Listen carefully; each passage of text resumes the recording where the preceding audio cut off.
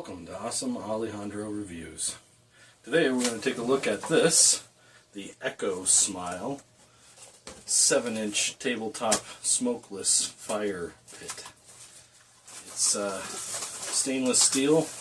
It's very small, as we said, 7 inches. So let's get this unboxed. Take a look at what we have here. We open it up.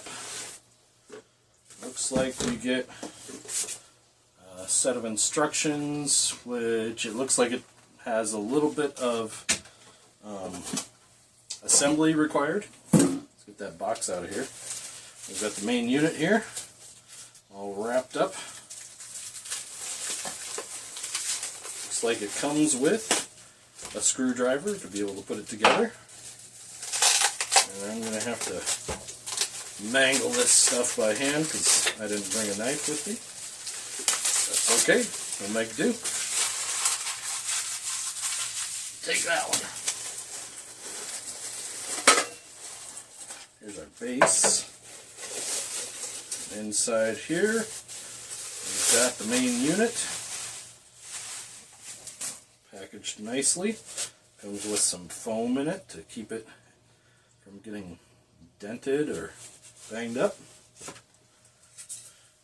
That's quite interesting, actually. If you look down in there, you can see all the ventilation. Not only the vents on the outside, but on the bottom. And then if you look on the inside, I don't know if you can see that, but there's holes all the way around the upper part here. So there's that part of the unit. Then we've got the lower part, sort of maybe a ash catching section, I would assume.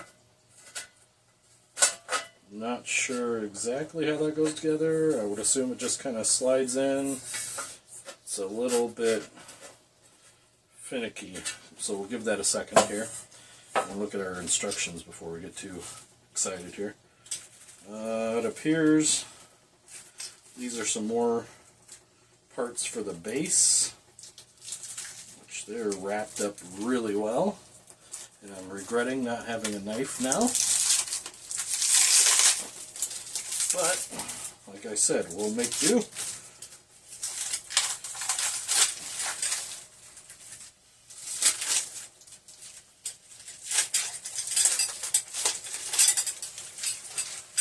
Alright, so inside here,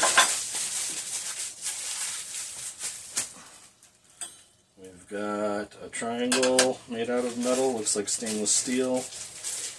And these appear to be the little legs. Those are solid. Man, nice and thick. They feel very durable.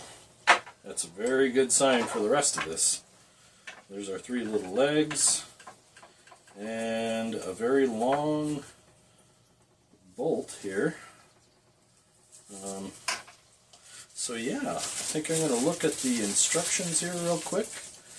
And we'll put her together.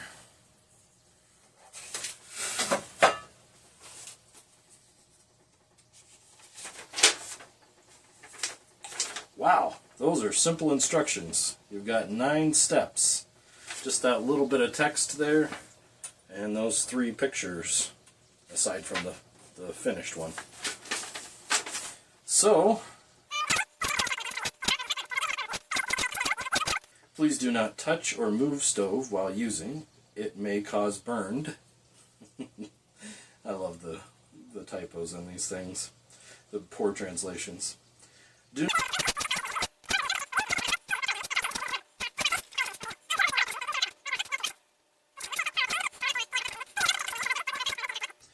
If the furnace get wet or in contact with acidic substances after usage, it will cause surface rust.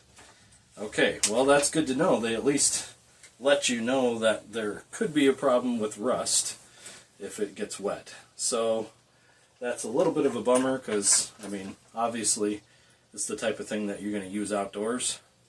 And if you're already using it and it starts raining, well then that may be an issue. And from the looks of it, some parts of this appear to be stainless steel, and then other parts maybe not.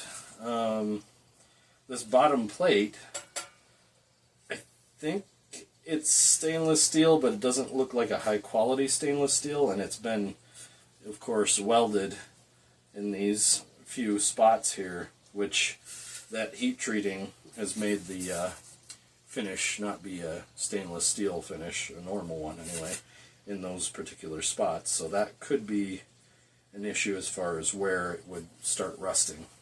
So let's take a look at these directions again. It appears that this is called the top ring, and that's basically just to make the flames come out in a concentrated area, I'm assuming.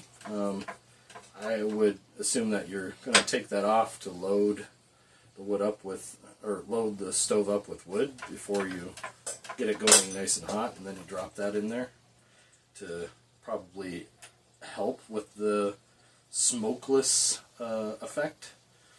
So let's get the bottom put together. It appears that we're going to put this triangle part into the base, which lines up with all these holes in there. I can show you that. Those all line up. Then we're going to take our screws out of our legs. This is going to take some time, so we'll speed this up. And we have the base put together. Took a little time. 6 screws, 1 little plate. Good news is, feels really nice and solid put together. So now, next step. Take that off. We're going to install the stove on base, it says.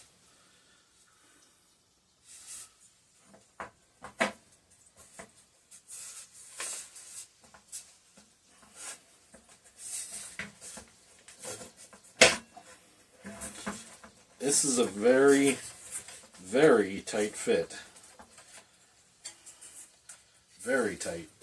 I'm not particularly looking forward to how that's going to work once once it's been heated and cooled down again.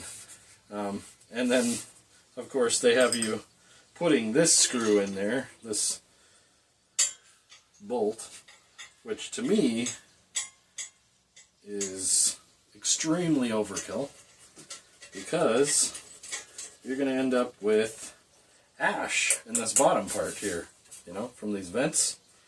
And the only way to clean that out will be to pull this and pull the bottom off, which you generally would want to be easy to do, quick and easy. But we're going to do what they have recommended here. We're going to put this screw in here, the way they have it. And, you know, to be fair, with that in there, this is very solid. Very solid. So, I mean, kudos to them for making something really well built. And it looks really nice too. I got a little scuff on there. I don't know if that was for me or... yeah, it came off anyway. So, now, there's our tabletop stove. This, as of me writing this, or not writing, but recording this review, is going for $39 on Amazon right now. To be honest, I don't have a lot to compare it to as far as other stoves like it. I do have one little rocket type stove that I built myself, and I'll show that to you later in the review, and we'll compare how it burns. And then I also have one other little, almost like a little portable campfire ring type thing. It's supposed to be another smokeless type, but this seems maybe a little bit more fine-tuned to be a smokeless type fire pit, although it is a little bit more compact than my other two. Well, debatable. We'll see. We'll compare them. So, it's awfully cold today outside, which is kind of the perfect way to test these, because you're going to want to light them up when it's cold outside and see how well they do as far as smoke goes and how much heat they throw, all of that. So, let's go outside and take a look.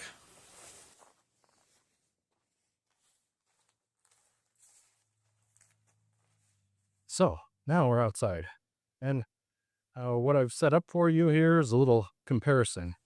This is a DIY version that I made myself, probably about 4 or 5 years back. It's been used a little bit, as you can tell. It's quite dirty.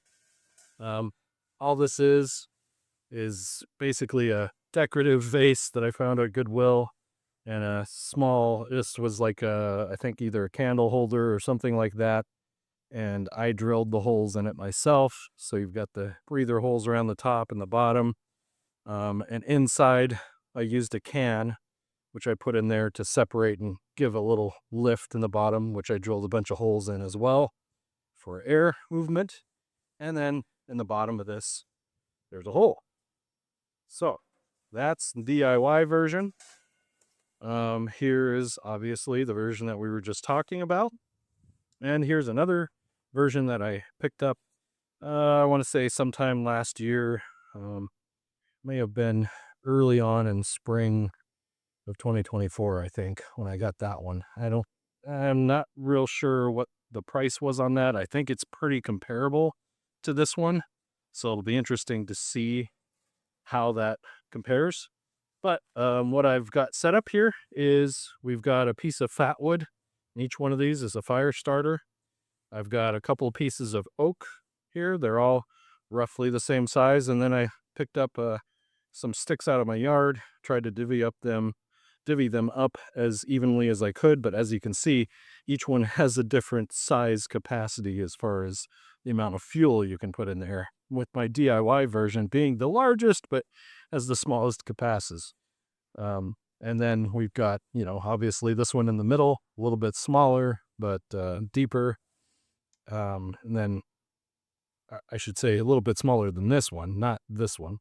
And then this one has the widest mouth of all, which can be good and can also make it struggle a bit to get to the smokeless form of fire. So here's what we're going to do. Now that I got them all divvied up and ready to go, we're going to light them up, and we're going to see if we can get them going, that is, because it's pretty cold out here. And all I have is this fat wood, which I have not tried before. So it's kind of a little bit of an extra bonus review of fat wood to see how well that works for starting a fire like this. And we'll see which one's burning hotter, which one's doing the best job. So let's just get it going. It's not a scientific test by any means, but should be interesting to see some results here.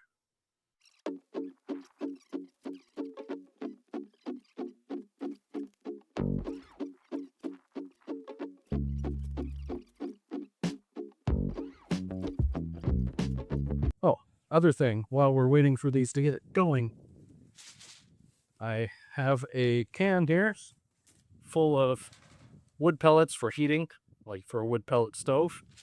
So I have tried to use these before in this one and this one with very limited success, mostly because, let's get this one lit again.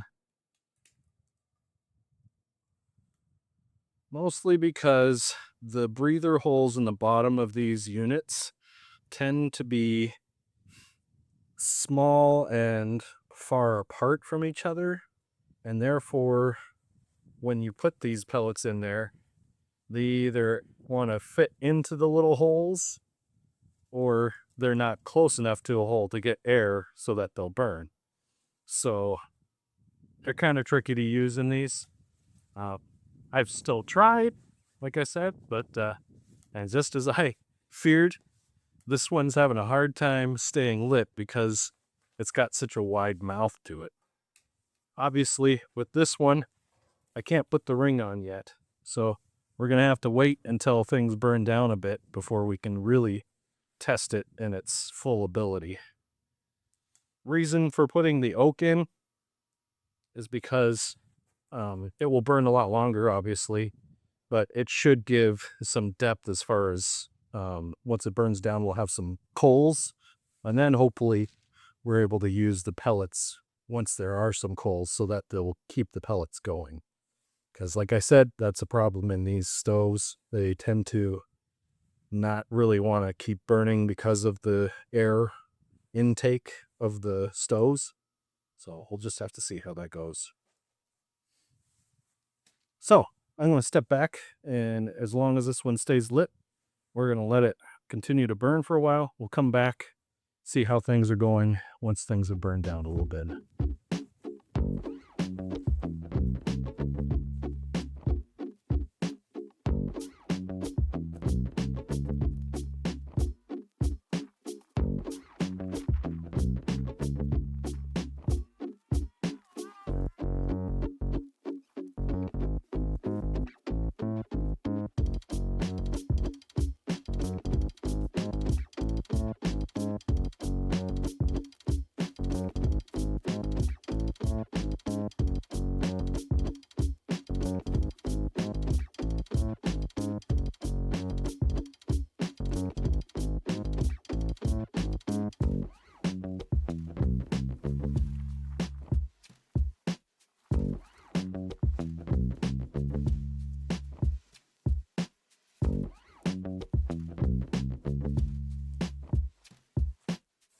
Oh, all right, as you can see, things are coming along nicely. This one's doing pretty well. This one was putting off the biggest flames there for a while. As far as the amount of heat goes, these two are pretty similar. This one obviously hasn't burned as long. It's not quite there yet. Thus, I am going to add some wood pellets. Get about a handful each.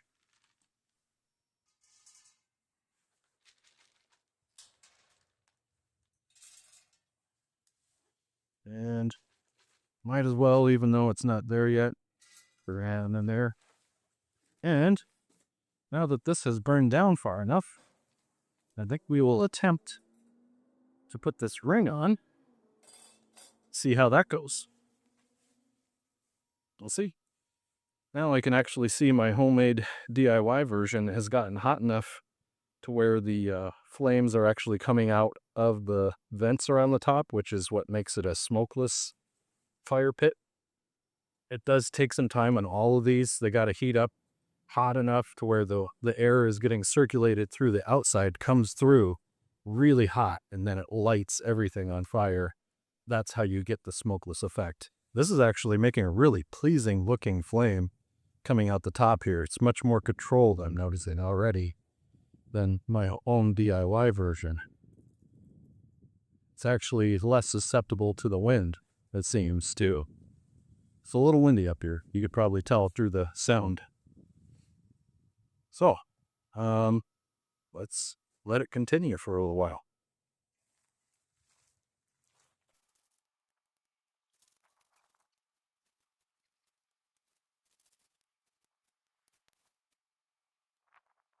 So I'm going to give you a close-up here so you can see what I'm talking about with these flames coming out of the little edges here where the vents are.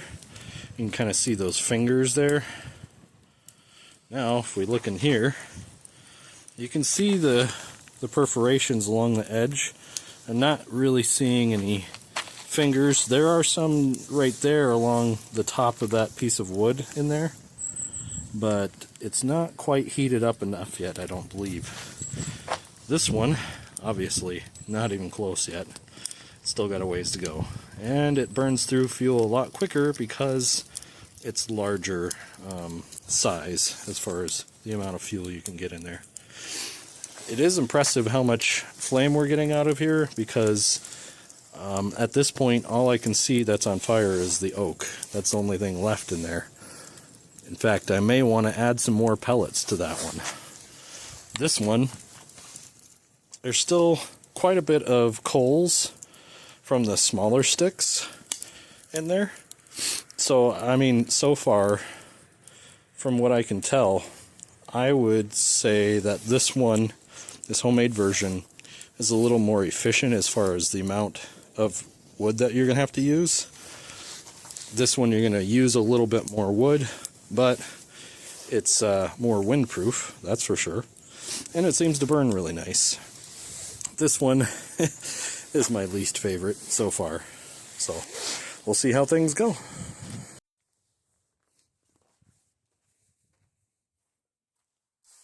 I added some more pellets to each of these. And as you can see, they're burning really nice. Both of these right here. Well, this one's just now getting to the point where it's going to start to have the smokeless come into play. Actually, I'm going to drop that in there if I can without burning myself. I'm going to add some more of these to this one while it's still nice and hot.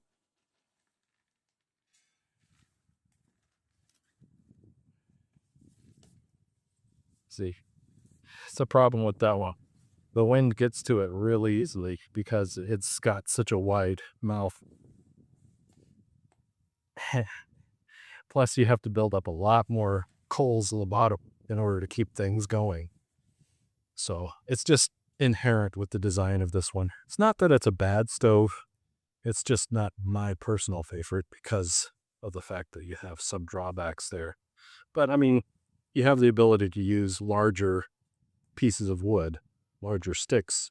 So that is kind of an advantage in itself because these, you're going to be feeding little tiny things constantly, which is why how they perform with wood pellets is so important, because you don't want to have to be trying to scrounge up little tiny sticks all the time. And these pieces of oak that I have, they're actually for a wood-fired portable pizza oven. They're something you can order from Amazon, and they were great for this, obviously, but not everybody's going to have that sort of wood just laying around. So the perfect size for these. So that's why, like I said, pellets, very important to see how these perform. I can already see that these are burning down. There's plenty of coals in the bottom from the pellets, but obviously we lost flame.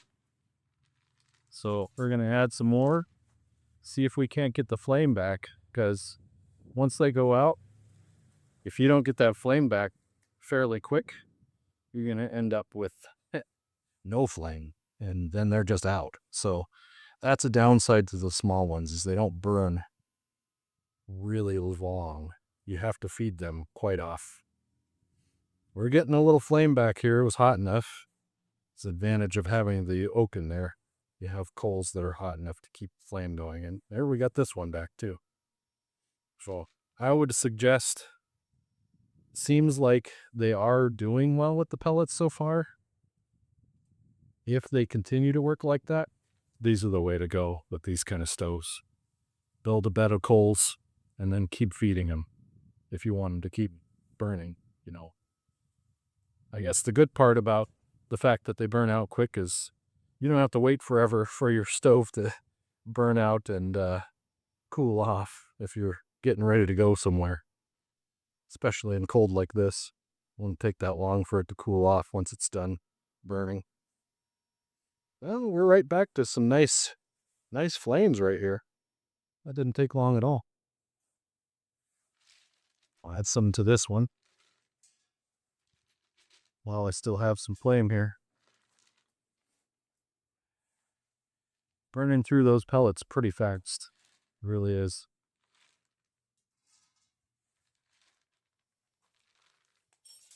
I don't want to burn my hand. That's one downside I'm just noticing. Putting fuel in there, you got to get your hand right in where the flames are on this stove. So that's kind of a problem for pellets. If you have a little scoop or something, that'd probably be a good idea.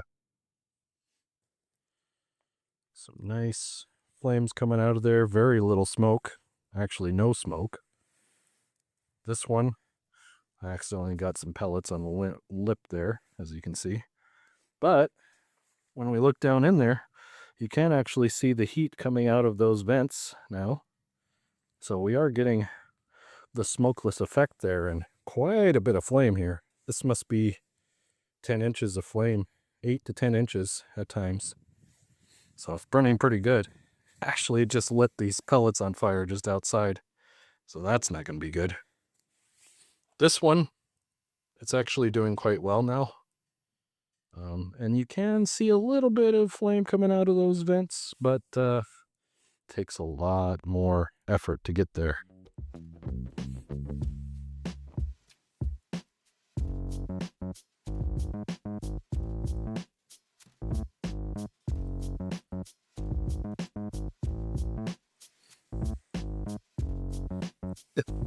These are lighting up. Nothing I can do about that. Not without burning myself. Or flipping them somewhere where they could land on the ground and light something on fire.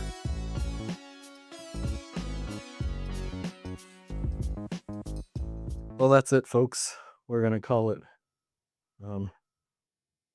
I think my concluding thoughts are, it's an excellent little stove. I'm not so sure that I like the design as far as, like I said, getting the ash out, but I'm thinking the way this burns so efficiently, you look down inside there, that's all going to burn down to pretty fine ash once it's done. So it may not be as big of a problem as I'm thinking, trying to clean it out at the end. And I don't know. You tell me in the comments what you think as far as which one was the better option. I'm curious to see what you think. Personally, myself, I think it's an excellent option. It's not as cheap as my DIY version was, but this took a lot of time to put together, and obviously it's not quite as good as some of the other options out there. But it holds its own pretty well. So, let me know what you think. And if you've enjoyed this video, please give it a like and subscribe.